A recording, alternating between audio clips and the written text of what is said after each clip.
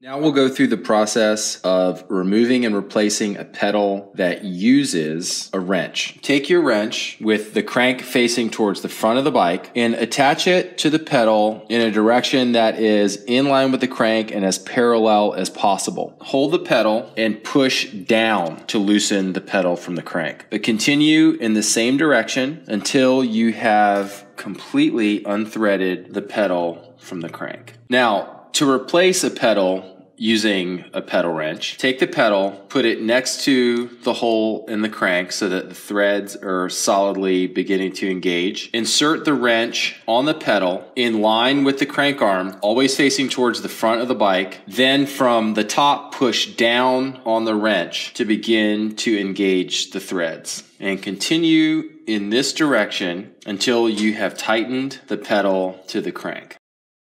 And now you're done.